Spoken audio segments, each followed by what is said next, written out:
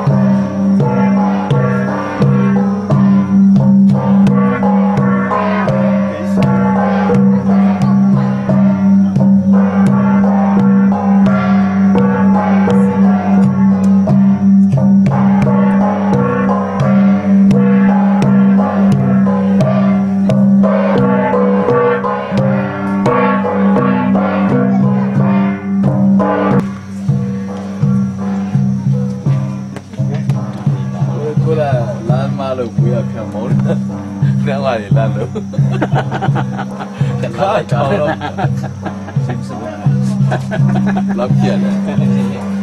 vui là đi làm ở đây.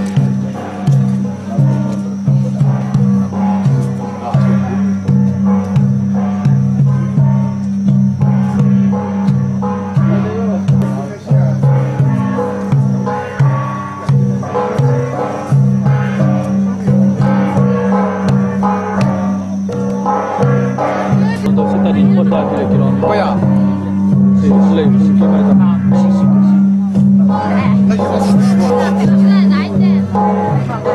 帮我拿个呀，就这里麻烦，不要。还等，我到去跑路去的。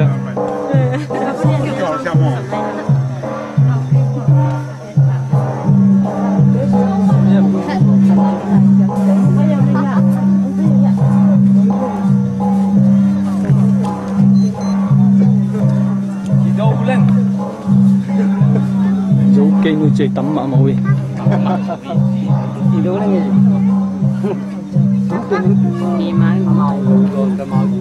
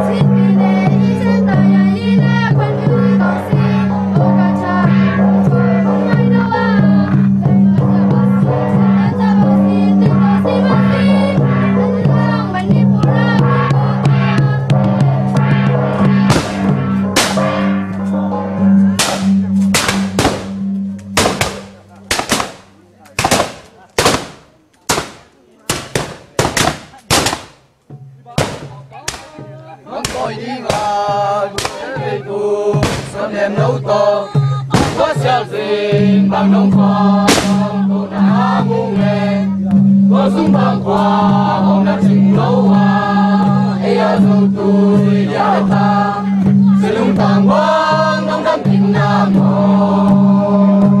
cô giống nghe xây nô còn lại à xếp tàng băng đâm ngu nghề không lẽ lại bằng phá giòn xin mấy tụt nhàn xử lý em về tung loạn tuy đã cũ loạn chúng về nghề vắng tôi đi ngà mỗi em cây phù xuân em nấu to đâu có xem gì bằng nông con cô đã ngu nghề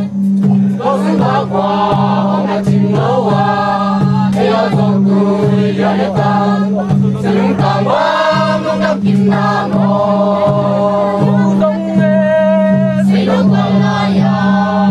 xếp hàng bằng đã mua nghe tung lá lại bằng phá giòn xin lấy cùng tiền xử lý em ngày đây tung loạn tuy đã vui lo chúng bè nghe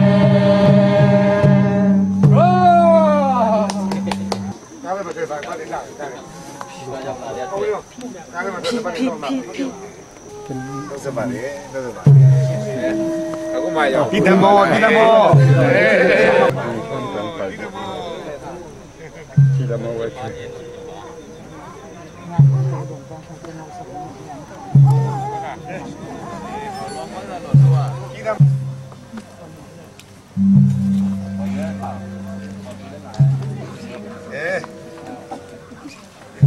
Don't think mà biểu đấy với nó này à nó. Don't think mà biểu đấy với nó. Don't think mà biểu đấy với nó. Chua này. Lúc đó này cả chắc.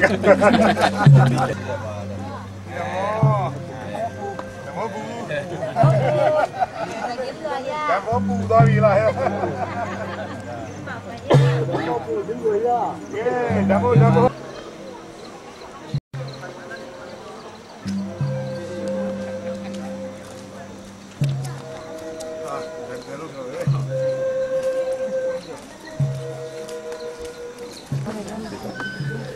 Cảm ơn.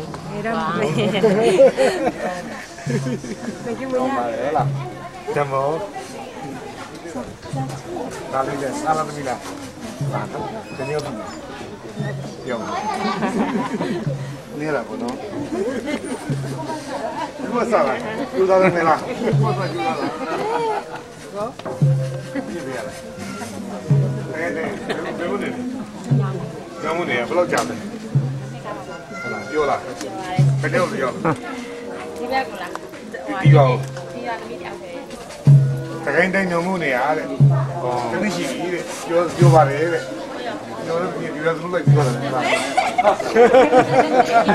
ဟုတ်တယ်ဒီလိုလုပ်လိုက်ပြောတယ်ပြီးကျင်းနေလားဒီတီနဲ့ဆက်နည်းနည်းရှိပြီနေရဆိုရင်တော့နည်းနည်းပြေးပါမိကဟောအေးနည်းနည်းပြီးတော့တင်ပေးလိုက်ဟာတော့မဆမ်းလေး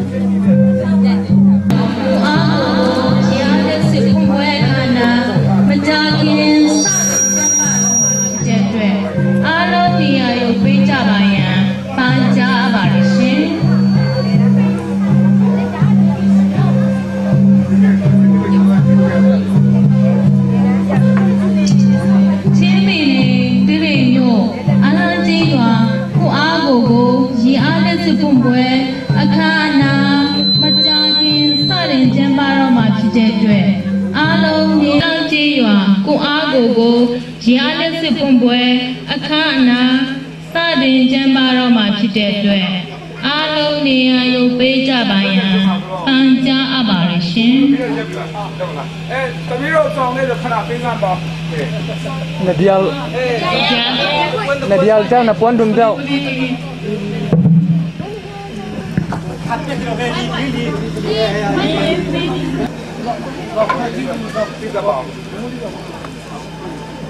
Sama dia apa tiga bola. Ya.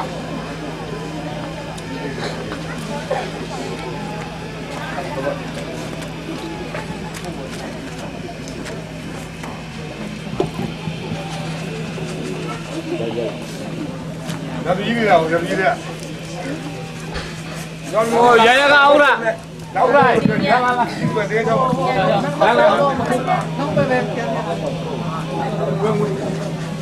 Ah, ai begitu. Titi ya kan.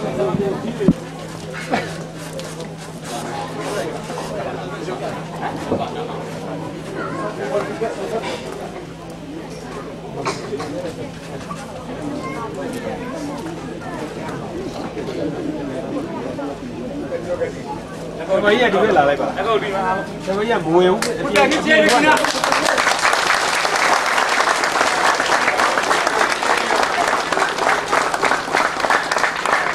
အခမ်းအနားစီစဉ်များကိုကျမဖတ်သွားပါရမရှင်2009ခုနှစ်စက်တင်ဘာလ24ရက်နေ့တေးရိမ်မြို့နယ်အလန်းကြီးရွာကူအားကိုရလက်စစ်ဖွင့်ပွဲအခမ်းအနားစီစဉ်အစီရှင်သည့်အခမ်းအနားစီစဉ်ချိန်ညာချင်းအစီရှင်နှင့်အခမ်းအနားဖွင့်လှစ်ကြောင်းချိန်ညာချင်းအစီရှင်သောချင်းပင်နေတေးရိမ်မြို့နယ်အလန်းကြီးရွာကူအားကိုရလက်စစ်ဖဲကျူးဖြက်ဖွင့်လှစ်ခြင်းအစီရှင်သည့်အရာချင်းပင်နေတေးရိမ်မြို့နယ်အလန်းကြီးရွာကူအားကိုရလက်စစ်ဖွင့်ပွဲအခမ်းအနားစတင်ဖွင့်လှစ်ကြောင်းကြီးညာအပ်ပါရရှင်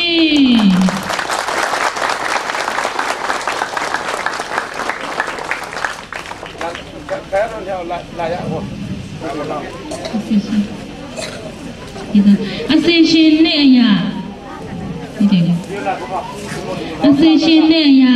ချင်းပင်နဲ့ချင်းပင်နဲ့ဖွင့်လှစ်ခြင်းမှတ်သားဒီတယ်နော်မှတ်သားပုံမက ချင်းပြည်နယ်တိရိမြို့နယ်အလန်းကြီးရွာကိုအားကိုရေအားလက်စစ်ဖဲကျိုးဖြက်ဖွင့်လက်ရိုင်ပြည်နယ်အေးချမ်းသာယာရေးနဲ့ဖွံ့ဖြိုးရေးကောင်စီဥက္ကဋ္ဌဘဟုအလောအမှုဆောင်ဘူမူချုပ်သူရအောင်ကိုအားဖဲကျိုးဖြက်ဖွင့်လက်ပေးပိုင်းရာနဲ့ပြည်နယ်ဥက္ကဋ္ဌဘူမူချုပ်ဟုံးနိုင်မှဖဲကျိုးဖြက်ဖွင့်လက်ပေးပိုင်းရာပန်ကြားအပ်ပါရရှင်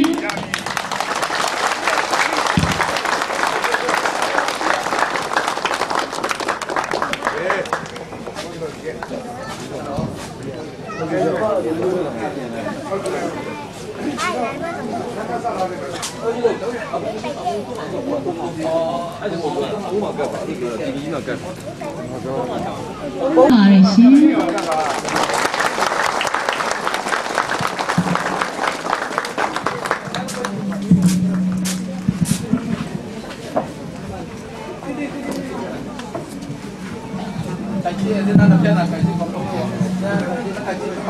ဒီတော့ခုကျန်းမာရေးနဲ့ဖွံ့ဖြိုးရေးအသင်းဗဟုအလုပ်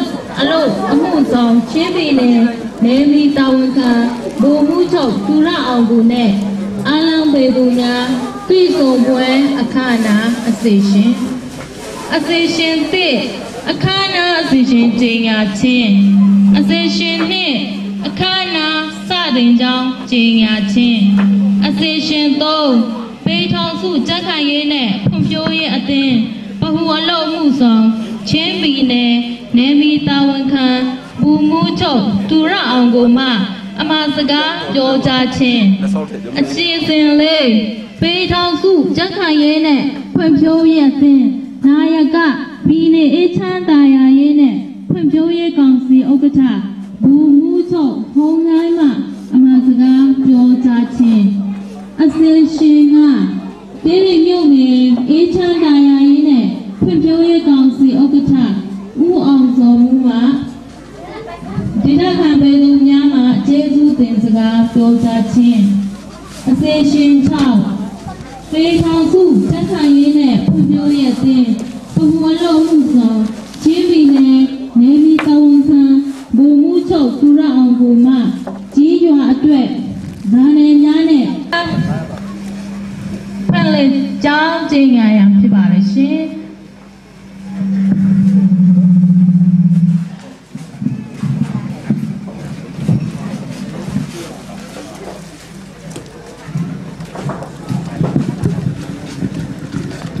ပေထောင်စုကျန်းခိုင်ရေးနဲ့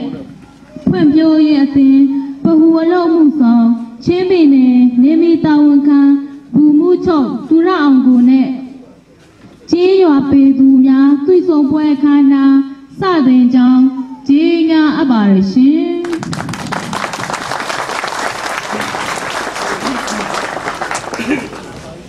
အစီအစဉ်300ပေတော်စုကျန်းခိုင်ရေးနဲ့ဖွံ့ဖြိုးရေးအသင်းဗဟုအလုပ်မှုဆောင်ချင်းပြည်နယ်နေမီတာဝန်ခံဗိုလ်မှူးချုပ်သူရအောင်ကိုမှအမှားစကားပြောကြားပေးပါရန်လေးစားစွာပန်ကြားအပ်ပါရရှင်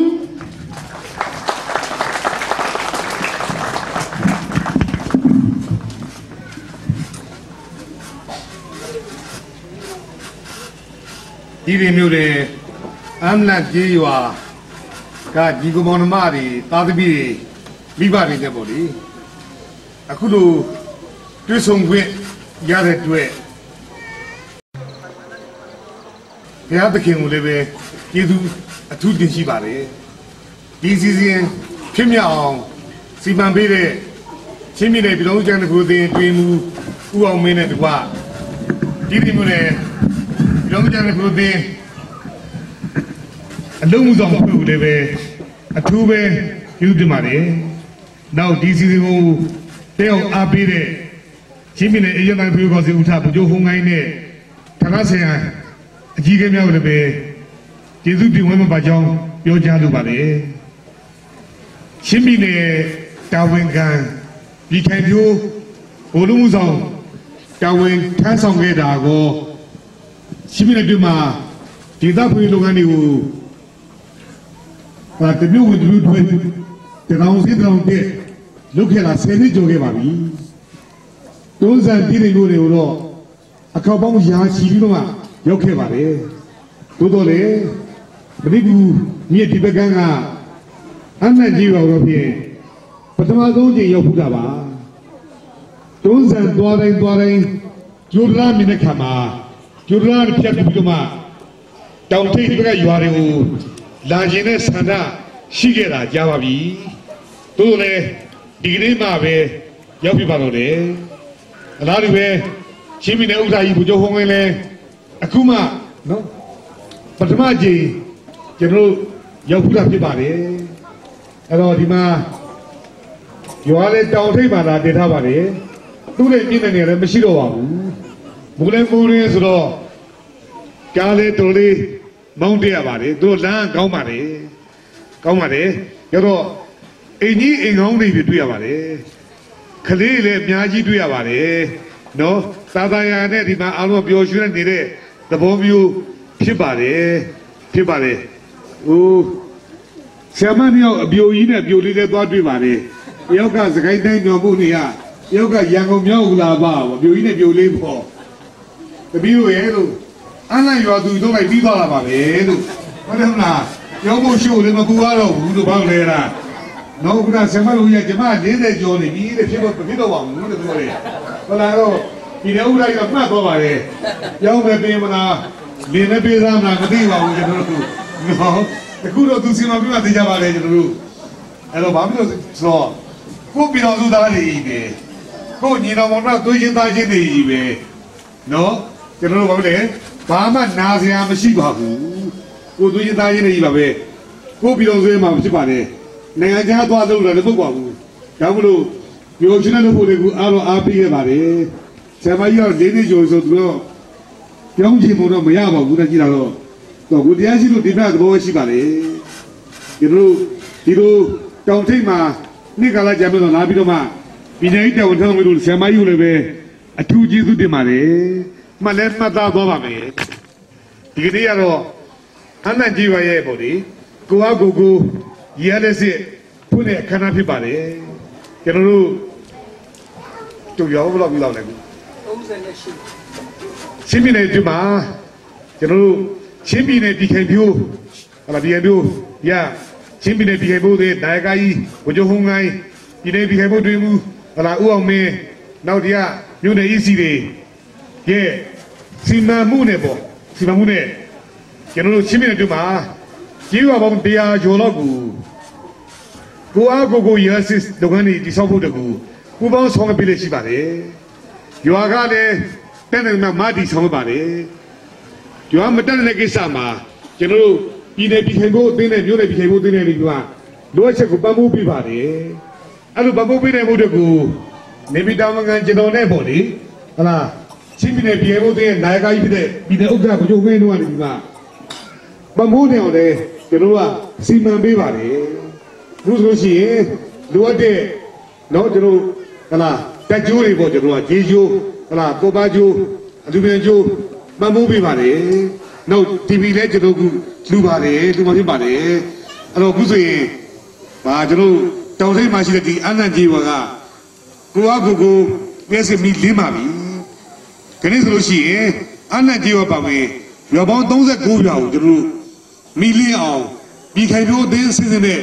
ရွာလူတွေပေါ်မှုကလုံနိုင်ခဲ့ရပါပြီနောက်ထပ်ရွာပေါင်း100လောက်ပါလည်းပဲတိဆောက်ဆဲဖြစ်ပါတယ်ကျွန်တော်တို့ဟလာချင်းပြည်နယ်ပြည်ခိုင်ပြိုးခရိုင်ပြည်ခိုင်ပြိုးမြို့နယ်ရပ်ကွက်ကြီးဝပြည်ခိုင်ပြိုးအသင်းအစီအစဉ်ထွက်ထားတာကနော်ဘုလူနောက်ကျနေတဲ့ကျွန်တော်ချင်းပြည်နယ်ပြည်မှာရှိတဲ့ကြီးဝတွေရဲ့ကြီးလက်ဖွံ့ဖြိုးလုပ်ငန်းတွေကိုအကောင့်ထဲပေါ်ပေးဖို့ဖြစ်ပါတယ်ကြီးလက်ဖွံ့ဖြိုးလုပ်ငန်းတွေဆောက်တဲ့အခါမှာလုပ်ငန်းစဉ်9ရပ်ကိုကျွန်တော်တို့နိုင်ငံတော်ကြီးကဘုချုပ်ဘူးကြီးချမှတ်ပေးထားပါတယ်အဲ့လုပ်ငန်းစဉ်9ရက်ကဒွေးလေးပြောမှဆိုလို့ရှိရင်ကြီးလက်ဟလာကြီးလက်ခလင်းငယ်များရဲ့ပညာရေးမြင့်မားဖို့တို့လည်းတော့ချက်ပြန်ပံ့ပိုးပေးဖို့ကလုပ်ငန်းစဉ်တစ်ဖြစ်ပါတယ်ကြီးလက်မှာရှိတဲ့တိုင်းသားချင်းတိုင်းသားညီကောင်မတို့ရင်တိုင်းတွေရဲ့ကျမ်းမာရေးဘဝကျွန်တော်ဟလာကူညီဆောက်ကြဖို့လား လုပ်ငန်းစဉ်နံပါတ်1ဖြစ်ပါတယ်နောက်ရေရှားပါတဲ့ကြီးဝါတွေမှာကြီးလက်တော်သုံးရရှိမှုတွေကိုခုနစေတိုင်းတွေလုပ်ငန်းတို့နော်ဟုတ်လားဒီတွေ့ပြီးလုပ်ငန်းတွေလုပ်ပြီးတာလုပ်ငန်းစဉ်နံပါတ်3ဖြစ်ပါတယ်နောက်ကြီးလက်ချင်းဆက်တဲ့လမ်းတွေအဲ့ဒီမှာမြို့နယ်ဆက်လမ်းတွေဖောက်ပြီးဟိုကလုပ်ငန်းစဉ်4ဖြစ်ပါတယ်လုပ်ငန်းစဉ်ကကတော့ကြီးလက်ပြည်သူများရဲ့လူမှုရေးဘဝစီးပွားရေးဘဝမြန်မာတိုးတက်အောင်ပံ့ပိုးဆောင်မှုဖြစ်ပါတယ်အခုကိုယ့်အကိုရလစစ်ပံ့ပိုးပြတာဒီလုပ်ငန်းစဉ်9မှာဒီလက်လူလူရဲ့လူမှုဘဝပြမအောင်ဆိုရဲလုပ်ငန်းစဉ်9နဲ့အကျုံးဝင်နေပါတယ်ကျွန်တော်တို့ဟလာပြည်နယ်ပြည်ခိုင်ပြောအောင်ကျွန်တော်မြို့နယ်ပြည်ခိုင်ပြောအောင်တားသမျှတော့ဖြင့်တားသမျှကျွန်တော်ပံ့ပိုးပြလို့ရှိပါတယ်ပြင်ဖို့ဒီနေ့ကနှစ်စဉ်လဲခုနစီးရဲတဲ့ပြည်နာထုထုနဲ့လွန်ပါတဲ့ခရီးတွေကိုပြည်သူတွေထောက်ပံ့တယ်လုပ်ပြပါတယ်အခုလာမဲ့တင်းနေလို့ရှိရင်ဟာခါမျိုးတော်မှာခုနပြည်နယ်ပြည်ခိုင်မှုရဲ့နှစ်ပတ်လည်စီဝေးစုံစည်းကိုကျင်းပဖြစ်ပါတယ်အဲ့ဒီမှာလည်းပဲချင်းပြည်နယ်တွင်းကနေပြီးမှထူးချွန်တဲ့ကျောင်းသားတွေကိုစုပေးမှဖြစ်ပါတယ်ဒါနဲ့ထူးချွန်တဲ့အဖွဲ့အစည်းရဲ့ပုံစံတွေလည်းစုပေးမှဖြစ်ပါတယ်ဒါနေ့စဉ်ကျင်းပနေကြဖြစ်ပါတယ်ကျွန်တော်ပြည်နယ်တာဝန်ခံအနေနဲ့ကတော့အဲ့ဒီနှစ်ပတ်လည်စီဝေးလာရင်းနဲ့ကိုကျွန်တော်တို့ခုနရဲစဖို့တို့ကိုဒီနေ့တွန်းဆန်မှုတွေဒီမှာကြီးရပေါင်း၄ရွာကိုကျွန်တော်ခုဆက်ဖွင့်တော့ဖြစ်ပါတယ်နောက်ကိုလမ်းဖွင့်မလေးဆက်လို့မဖြစ်ပါတယ်ဒါကျွန်တော်ပြည်ဖို့အတိကြီးဖွဲ့စည်းရခြင်းရဲ့မုံမြတ်လာတဲ့ရည်ရွယ်ချက်တွေဖြစ်ပါတယ်ပြည်ဖို့အသင်းတွေမှာလည်းပဲရန်ကုန်ပြည်ကန့်သက်ချက်ခက်ခဲရှိတဲ့ကြောင့်မလို့ကြီးလက်ပြည်သူများရဲ့လိုအပ်ချက်အားလုံးပြည့်မီကာမီအောင်တော့ဖြင့်ဒါလုပ်ပြနေတဲ့နေသားမရှိသေးပါဘူးသူတို့လည်းသူတို့ရှင်းပြနေပေါ့မြို့နယ်9ခုနဲ့မြို့နယ်ခွဲ3ခုဒီပါလေသူတို့အနှံ့ပေါ့ဟိုပလက်ဝမြို့နယ်ဒီတောင်ကျွန်တော်ကနှစ်စဉ်သွားပြီးတော့ကြီးလက်ပြည်သူတွေကလုပ်ပြနေပါတယ်ညံ့တတာဖြစ်အောင်လုပ်ပြနေပါတယ်အဲ့တော့ခုနလိုအပ်ချက်ပြည့်မီအောင်ပံ့ပိုးမနေမရှိသေးတော့လည်းပဲဒါတစ်ဖက်ကလေးပေါ့လေဒါပြည်နယ်ရေးပြည်ကောင်စီနောက်ခရိုင်မြို့နယ်အေဂျင့်ဘုတ်ကောင်စီရလည်းပဲခုနဒီလက်ဒီရဲ့ဘိုးတို့တဲ့လုပ်ငန်းတွေကိုလည်းတစ်ဖက်ကလုပ်ပေးတယ်ရှိပါတယ်အဲ့တော့ဒေသတစ်ခုတော့ဘိုးတို့တဲ့ဆိုတဲ့မှာနိုင်ငံတော်အစိုးရပြည်နယ်အစိုးရဟလာမြို့နယ်ဖွဲ့စည်းတဲ့အာဏာပိုင်တွေကပံ့ပိုးပေးတာတို့တယ်လို့ပဲဒေသခံများကိုယ်တိုင်ကလည်းကိုအားကိုပြီးတော့မှခုလိုတိဆောက်ဖို့အားစိုက်ဖို့လိုပါတယ်ပြည်သူရဲ့ကြိုးပမ်းအားစိုက်မှုနဲ့နိုင်ငံတော်ရဲ့ပံ့ပိုးမှုပေါင်းစပ်ပေးနိုင်ပါသာလေ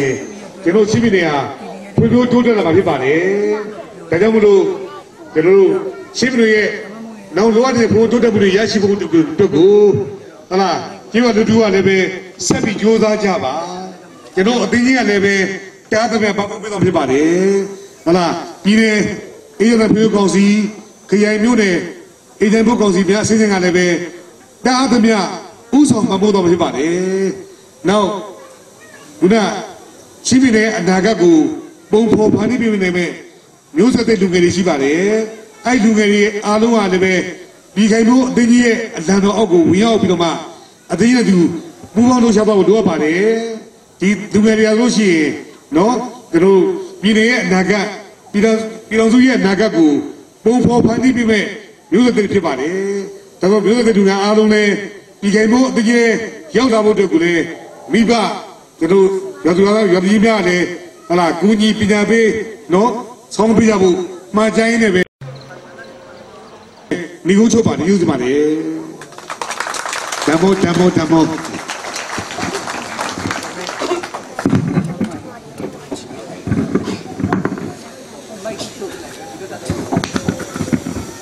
အစီရှင်လေးရပြည်ထောင်စုကျန်းခိုင်ရေးနဲ့ဖွံ့ဖြိုးရေးအသင်းနာယကပြည်နယ်အေးချမ်းတာယာရေးနဲ့ဖွံ့ဖြိုးရေးကောင်စီဥက္ကဋ္ဌမူမူချုပ်ဟုံးတိုင်းမှအမှားစကားပြောကြားပေးပါရန်ပန်ကြားအပ်ပါတယ်ရှင်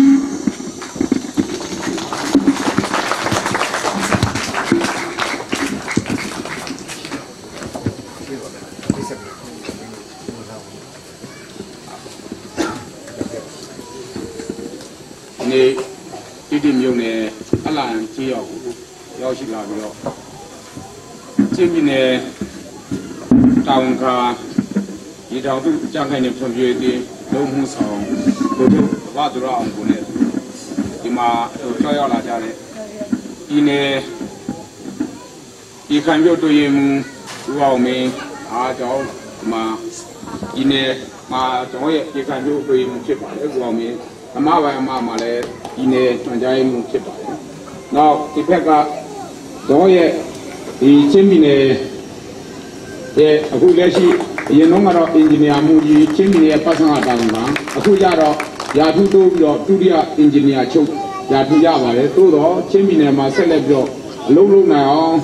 ပြန်ပြီးတော့ပတ်ဖို့ကူညီနိုင်အောင်ဆိုတော့ချင်းပြည်နယ်ကိုပဲဆက်ပြီးတော့ရာထူးတိုးပြီးမဲ့နေပြီးတော့ကိုမခေါ်ဘဲနဲ့ဒီမှာပြန်ထားပေးတာဖြစ်ပါတယ်သူ့ကိုစောင့်ဖြစ်ပါတယ်ဒါကတော့အခု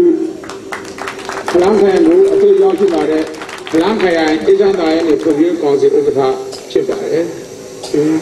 ဗျဖြစ်ပါတယ်နောက်ဒီဘက်ကတော့ဒီဖလန်းခိုင်အင်ဂျင်နီယာမှုသူ့ခင်တော်ဖြစ်ပါတယ်ဒီဘက်ကအဘတော့ဒါကျွန်တော်ဒါတီးမျိုးပွားရှိတော့ဒီမှာအများအားရောက်ရှိနေပြီအရင်တော့မှလည်းဒါအများအားစစ်ဆောင်ရောက်ခဲ့တဲ့ဆောင်ရောက်ခဲ့အပါဖြစ်ပါတယ်အားလုံးသိပြီးသားပါအခုကျွန်တော်ရဲ့ဒီဥပုံခိုင်းဖြစ်ပါတယ်ကျွန်တော်ရဲ့ဒီအမျိုးသားဒီညီလာခံမှာလည်းကိုယ်လည်းရတဲ့ချင်းပြည်နယ်ကိုသာတက်ရောက်ပြီးတော့နေ့ချီပြီးဆောင်ရွက်ပေးခဲ့တဲ့ဥပဒေဖြစ်ပါတယ်အားကြောင့်ဒီနေ့ကြောက်ရောက်လာရတဲ့ဒီမှာပြည်နယ်မှာတော့ဖက်ပေးမှုဖြစ်တဲ့ပုံမှုလင်းစော်ဝင်းတို့နောက်ပြည်နယ်ခရိုင်နောက်မြို့နယ်မှုဆောင်တွေလည်းပါလာဖြစ်ပါတယ်ဒီနေ့တော့အလားတူတစ်ခါမှမရောက်ဘူးတဲ့ခုနအဘတော်ကိုပြောတယ်ပဲပထမဆုံးတော်လည်းရောက်ရှိလာတာဖြစ်ပါတယ်သို့တော့ဒီအလားကြီးရောက်သားများနေတော့ဒီအောက်မှာသရာပိနာမှာစိုက်ပွဲတော်လုပ်ရင်းနဲ့တချို့တွေတူဒီသားဖြစ်ပါတယ်ဒီနေ့ဒီလူတွေများမှာတော့ဒီလိုတွေ့ဆုံတော့ဒါတိုင်းတိုင်းဝမ်းနဲ့လူထုအားလုံးတွေ့ရတယ်ကနာမဝန်တာပါတယ်ဒီလိုဖြစ်ပြောင်းလည်းပဲဒါပြည်ထောင်စုကြမ်းခိုင်တဲ့ပုံပြည့်ဘုံလုံးဆောင်အဘရဲ့မကြားချက်နဲ့ဥဆောင်မှုနဲ့ဒီနေရာအဖွဲ့ရောမျိုးတွေအဖွဲ့တွေကပါဝိုင်းဝန်းပြီးတော့ဆောင်ရွက်တဲ့ပြည်ကျေးတော်သူကျေးတော်သားများကိုနိုင်ကူကကိုတေသာမှာပြီးလေးအောင်ကိုအားကိုနဲ့ဆောင်ရွက်မယ်ဆိုပြီးတော့ကျိုးသားပန်းသာဆောင်ရွက်ခဲ့တဲ့တော့ဒါကိုတနိုင်ဖက်ကပြည်ကယူဖက်ကလည်းကူညီဆောင်ရွက်ပေးခဲ့တာဖြစ်ပါတယ်ဒီလိုမီးလင်းလာအောင်ဝိုင်းဝန်းဆောင်ရွက်ပေးကြတဲ့ကျေးတော်သူကျေးတော်သားများကိုလည်းပြည်내တာဝန်ရှိနေတဲ့လူအနေနဲ့သူပဲကျေးဇူးတင်ရှိပါတယ်မိမိတို့ရဲ့ကျေးတော်ဒေသဖွံ့ဖြိုးမှုဟာမိမိတို့ကိုယ်၌ကအဓိကအားစိုက်မှာဖြစ်ပါတယ်အဲ့ဒီသဘောကိုလည်းနားလည်ပြတာဆောင်ရွက်ခဲ့ကြလို့ကျေးဇူးတင်တာဖြစ်ပါတယ်နောက်ကျွန်တော်ဒီမီးလင်းတစ်ခုတည်းနဲ့ဒေသဖွံ့ဖြိုးမှုပြီးသေးပါဘူးဒီဟာနဲ့မှမီးလင်းမှုကနေမှရေရှိစီတာအောင်ထိန်းသိမ်းပြီးတော့အကျိုးရှိသုံးချသွားဖို့လိုအပ်မှာဖြစ်ပါတယ်ဗရာဥဆုံးအနေနဲ့တော့ဒါဒေသရဲ့လူမျိုးဖွံ့ဖြိုးတိုးတက်မှုတော့ထောက်ကူပြုရမှာဖြစ်တယ်လို့အဓိကကတော့ဒီကျောင်းတက်နေတဲ့ကလေးတွေစာဖတ်နိုင်အောင်ကျောင်းမှာကလေးတွေရဲ့ဒီစာကြိုးစားမှုထောက်ကူပြုနိုင်အဓိကထားပြီးဆောင်ရွက်ပေးသွားစေချင်ပါတယ်ဆိုလိုချင်တာကတော့ဘုဒ္ဓမာရေပြီးဝမီးရေပြီးဝရတဲ့တော့မြင့်ပြီးဝရအောင်ကြမယ်ဆောင်းတဲ့နှွေးမှာနေအောင်နေပြီပဲလိုအပ်တဲ့အချိန်မှာအတနိုင်ဆုံးကျောင်းကိုပဲဦးစားပေးပြီးဖို့နောက်တစ်ခါဒီမီးကိုပဲအကြောင်းပြုတော့ကျောင်းသူကျောင်းသားများကလည်းတကယ်စာကြိုးစားခြင်းနဲ့စိတ်ရှိလာအောင်ဆရာနဲ့မိဘတွေကနေပေါင်းစားပြီးတော့ဆောင်ရွက်ပေးတော့ပုံစံအားကျပါလေနောက်ရေရှိချင်းချင်းကိုတော့ဒီတော့ဗီလင်းကော်မတီနဲ့ဆက်လက်ပြီးတော့ထင်းထင်းဆောင်ရွက်ပေးတော့ကြပါလေအားကျပါလေအဲ့ဒီဒီဒေသမှာကွန်ပျူတာဆောင်ရွက်မှုအပိုင်းနဲ့ပတ်သက်ပြီးတော့ကြေးရောရှိတော့ကာလတော့ပေါက်ခဲ့ပြီရေရှိပို့ပြီးတော့ကောင်းအောင်ဆောင်ရွက်ဖို့အပိုင်းမှာလည်းကျွန်တော်တတ်နေလောက်ကူညီဆောက်ရှောက်ပေးတော့မှာဖြစ်ပါတယ်ခင်ဗျားတို့ကနေမှဒီအလားအောက်မှာသရာဘေးနာမှာဝိုင်းဝန်းပြီးတော့ရွှေစမ်းသပ်ဆက်ပြီးအောင်ဆောင်ရွက်ပေးခဲ့တယ်ဒီအလားမှာလူထုကလည်းပဲဒီဒေသမှာထွက်လုံးကောင်းလာအောင်ဆက်လက်ပြီးကြိုးပမ်းဆောင်ရွက်ပေးတော့တယ်တော့ဒါတော့အများကြီးပြောပါတယ်ဒီနယ်စည်းဝေးမှာရောမြို့နယ်တွေစည်းဝေးမှာရောတိတိမြို့နယ်အလံဒေသဒီရွ ချွေးစိုက်တာရောနောက်မျိုးသားပြောင်းလဲမှုစိုက်တဲ့နေရာမှာစာပြပြောင်းကြိုးစားဆောင်တော့ပေးသူပဲတန်တဲ့လူတွေကလည်းဒီမှာလုံပြီးတော့ကြိုးစားဆောင်တော့ပေးတော့ကြရပုံပြီးတော့ပြောအဲ့တော့ပုံယူရတာနဲ့ဒီကြေးရောသားများလည်းဒီအထော်တိုးစပါစန္ဒဆက်ပြုံးမှနေမှတနေ့လုံးမှာပြလာဝိုင်းဝန်းပြီးတော့ဆက်ပြီးတော့ကြိုးပမ်းဆောင်ရွက်ပေးတော့ကြပါလို့အားချင်ပါတယ်ကျောင်းနေတဲ့ဒီပညာရေးနဲ့ပတ်သက်လို့လည်းအရင်ကဒါလည်းပြောနေပညာရေးမှုဦးမောင်လုံးဟာလည်း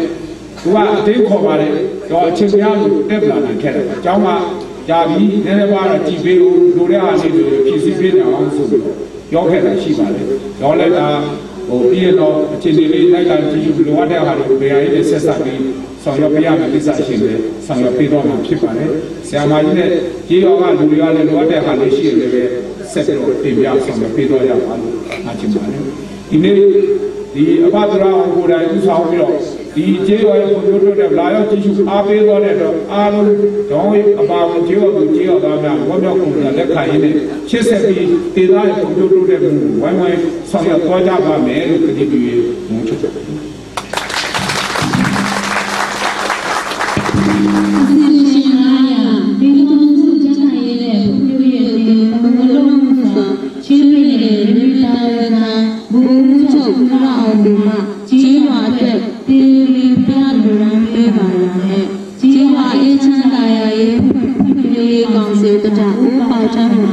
လက်ခံပေးပါရန်ဖိတ်ခေါ်အပ်ပါရှင်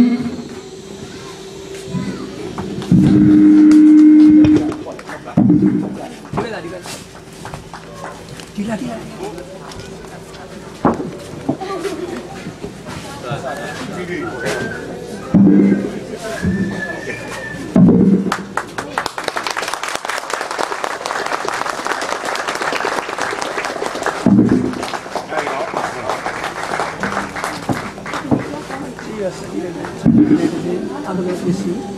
Udon gisi na,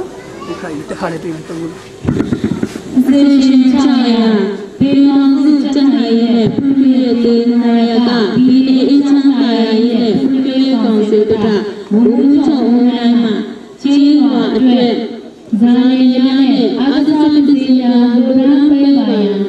cincatu, bayar, jiwa ijahaya, bayar, ne jiwa ijahaya, pemilik konsulta, ubah nama, mereka bayar. ဆောင်းပြောင်းတယ်ဘုရားကဒုက္ခတွေဆောင်းပြောင်းပြမှုဒီလိုမျိုးတွေအဲ့မှာပါတယ်တပည့်ပတ်တယ်ပါနေချမ်းသာရတဲ့ပုရိသကောင်းစီဝတ္တထာစာတိတအတွက်လူရန်ဝေတတိလူရန်ချင်းဖြစ်ပါရှင်။ကျောင်းအတွက်လူရန်ချင်းဖြစ်ပါရှင်။ဒါလူလိုက်လက်ထမလေး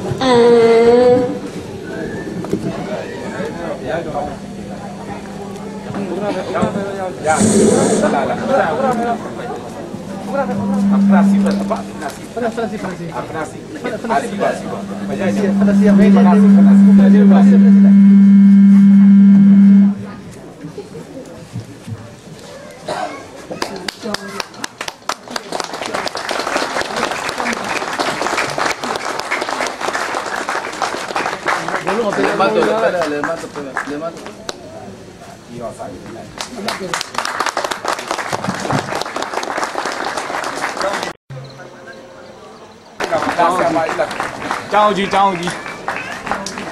ကျောင်းကြီးလားကျောင်းဆရာမကြီးကျောင်းကြီးက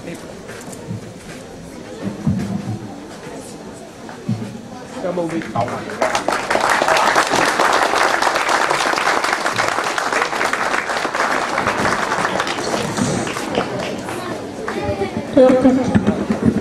အစီအစဉ်နဲ့ရဒီတောက်ကပဲသူများမှကျေးဇူးတင်စကားပြောကြပေးပါရန်ပန်ကြားအပ်ပါရှင်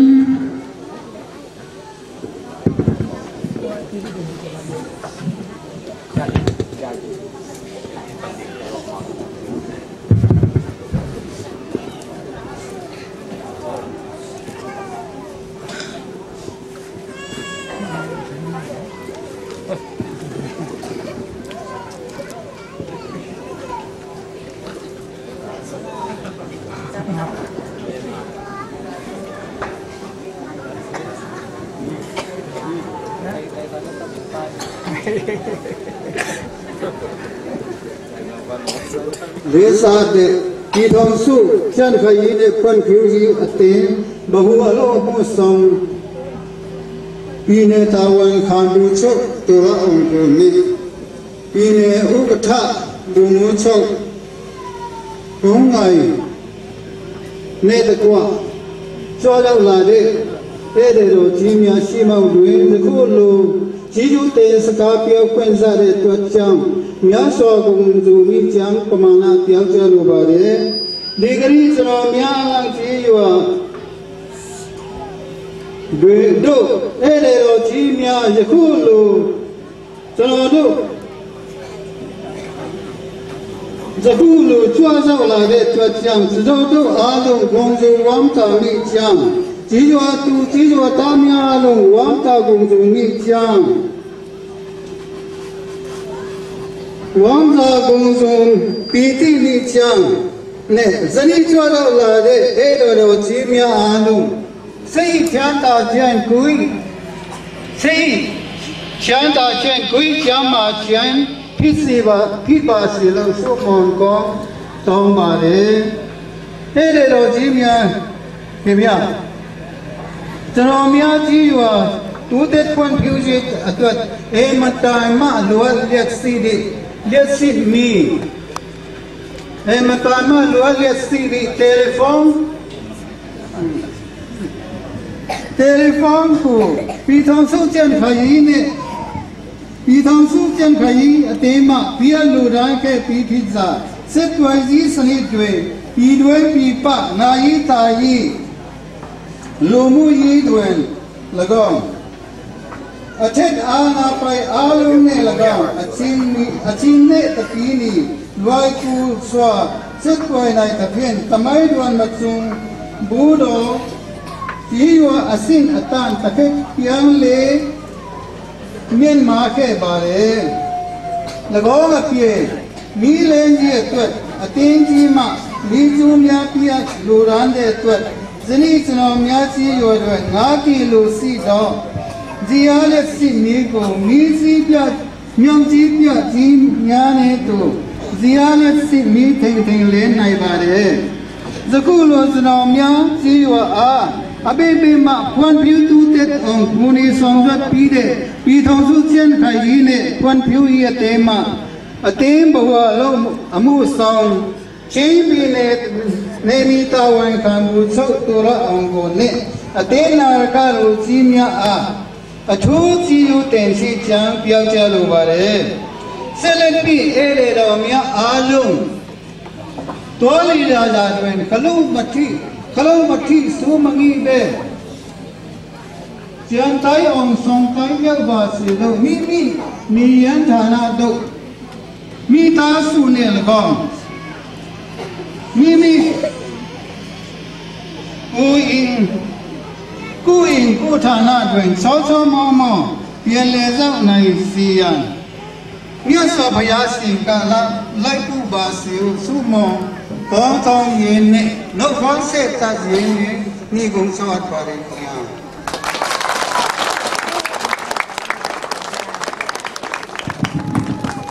အခု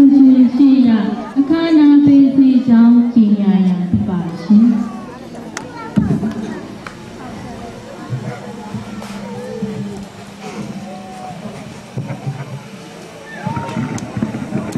2009နှစ်စက်တင်ဘာလ24ရက်နေ့ပြည်ထောင်စုကျန်းမာရေးနဲ့ဖွံ့ဖြိုးရေးအသင်းဗဟိုအလုပ်မှုဆောင်ချင်းပြည်နယ်နေပြည်တော်ခံလူမှုချုပ်ကုရအောင်နဲ့အလန်းကြီးရွာပေးသူများခွင့်ဆိုပွဲအခမ်းအနားအောင်လို့စွာပေးစီကြောင်းကြည်ညာအပ်ပါရှင်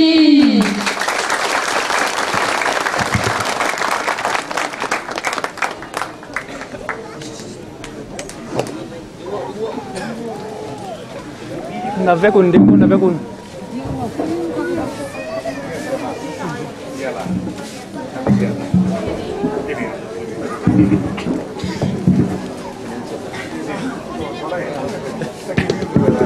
Okay, right, no?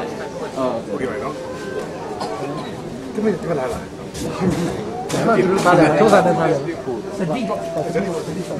here. ဘူရောမှာချက်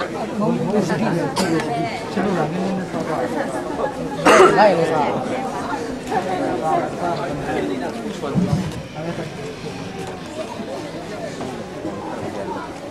အခုခန့်ချိန်ရမှာအမဘုံဟောင်းတော့ပြန်လို့ပြချင်တယ်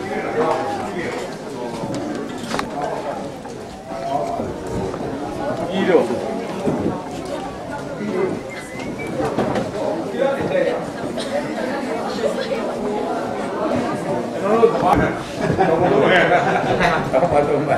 နာရောပြောလား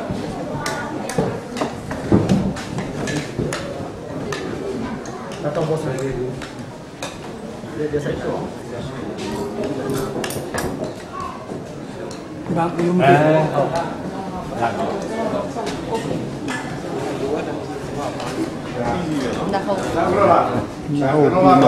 ်ពីកុំណែវិញគេមកហូបពីនៅពេលទៅហ្នឹងមកហ្នឹង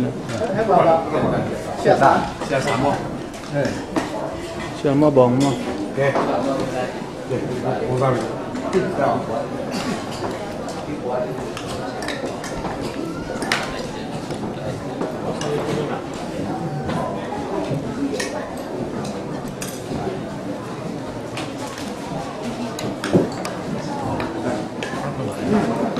သူချင်းချင်းမှာကျွန်တော်အဲ့ဒါသူများသူချင်းချင်း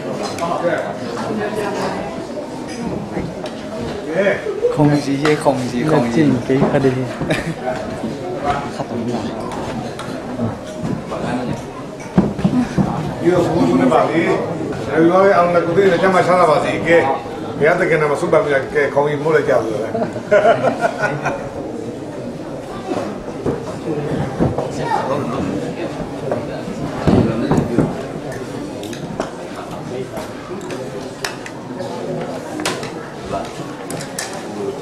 အန်လန်ကိုစုထဲမှာ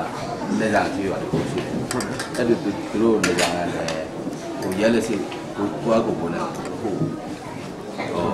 စာတင်အဲ့ဒီ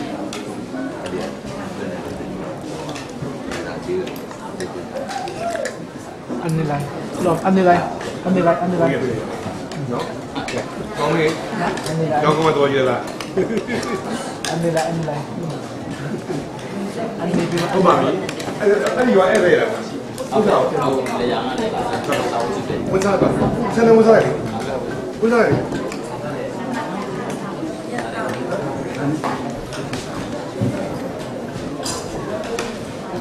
ကြက်တာ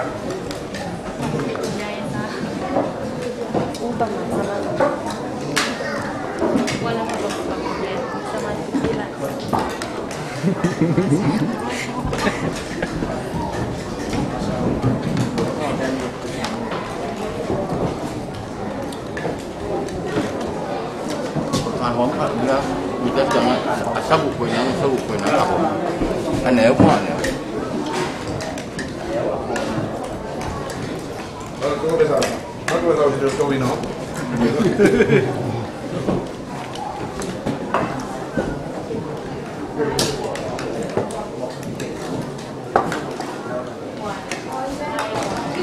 အခုနေတယ်ဟဲ့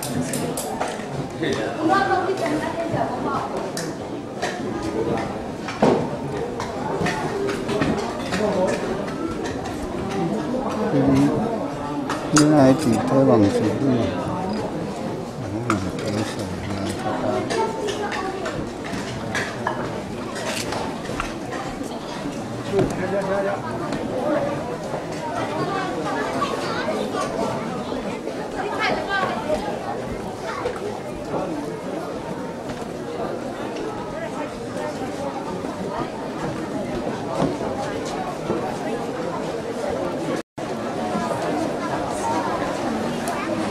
က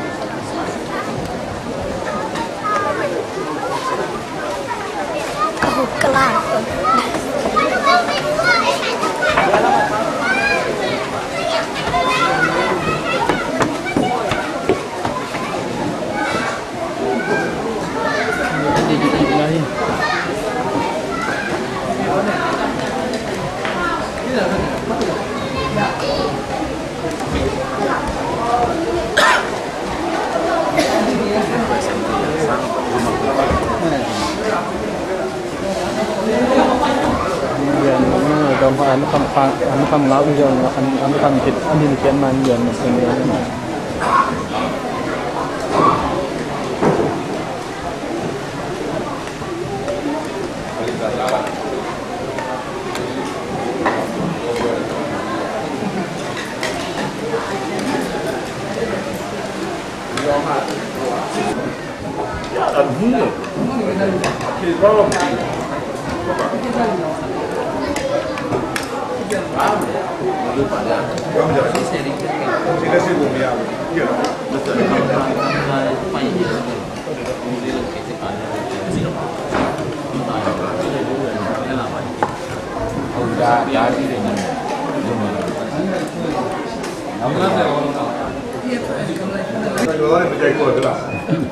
ดีตาชดเลยดีตา စာကြည့်တော့လေ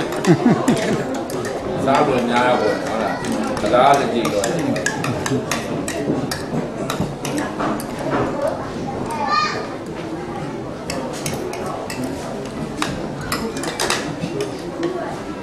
တော်ဝင်မဲ့တော့စားရမလားစားတော့မယ်မားကြည့်တာ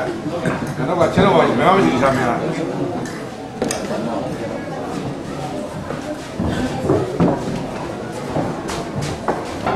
အဲ့ဒါကဖွဲ့စုတယောက်ပဲပြီးဘူးဟုတ်တယောက်ပဲသူက40နှုန်းရတော့ကျန်တဲ့ဟာ40နှုန်းတယောက်120ကျန်တယ်ဟုတ်လားမရဘူး120 3ယောက်တယောက်ဖះပြီးရင်ကျောင်းအုပ်ရလက်ထောက်ကဘယ်လောက်ဟုတ်လား4ယောက်နဲ့3ယောက်ဟုတ်လေအလဲကမ်းပြန်2ယောက်တော့ကျောင်းတယောက်ဟုတ်2ယောက်ကျန်အဲ့ဆို2ယောက်လက်ထောက်က2ယောက်အဲ့ဒါသမီးရယ်ပေါ့နော်ချွေလောက်ရယ်လဲမှုတရားဘယ်လိုလဲမလဲမူလာရမ်းလဲပြမူတောင်းဝင်ဟုတ်တယ်မလားလဲရမ်းပြရာလူပြလက်တာပေးထားတယ်ဒါပေမဲ့မူလာရမ်းပြပဲမူလာတန်းကဘယ်ရောက်လဲစောင်းကြည့်ပါလ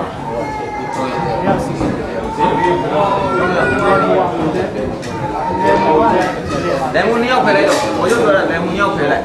လဲရမ်းပြနှစ်ယောက်ကိုဖယ်လိုက်များလို့3ယောက်ပဲကျန်တယ်လေခင်ဗျားရဲ့လက်ထောင်2ယောက်3ယောက်ပဲကျန်တယ်